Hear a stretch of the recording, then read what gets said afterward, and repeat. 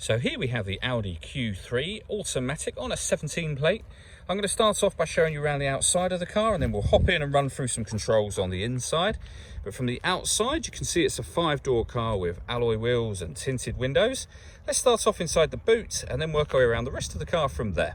So as we approach the boot, you can see we have reversing sensors, plenty of boot space as well, along with that 60/40 split folding rear seat should you wish to increase that space even further.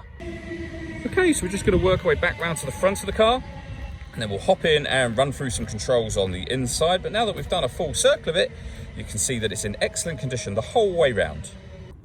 Just briefly before we climb in, I think it's while we're seeing the interior from this exterior point of view, there's plenty to run through on the dashboard. So let's hop in and we'll do that now. Okay, now that we're inside the car, we're going to start with the dials. On the left-hand side, we have the rev counter, and on the right-hand side, the speedometer and fuel gauge. In the middle, you can see the total mass of the car, which are 8,912.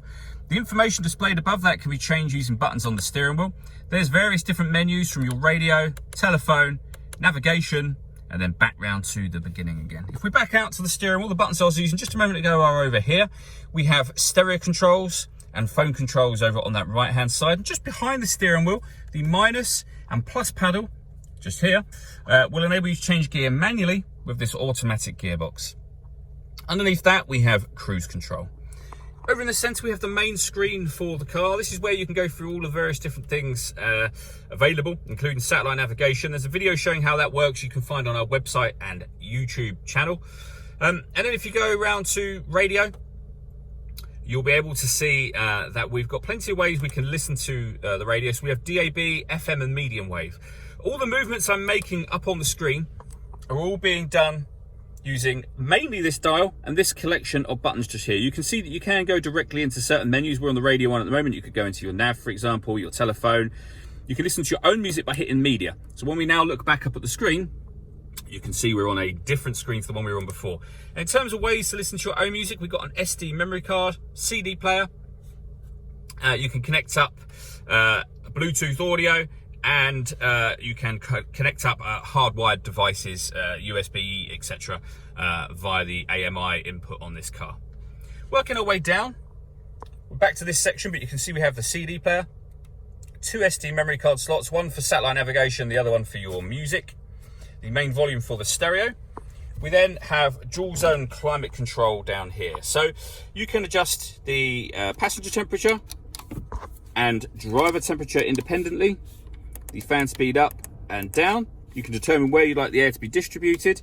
The air conditioning is on when that light shows, so off, back on again. Or you can hit auto. The car will now maintain those temperatures by taking full control of the fan speed. You can override that by readjusting the fans at any point in time you wish to.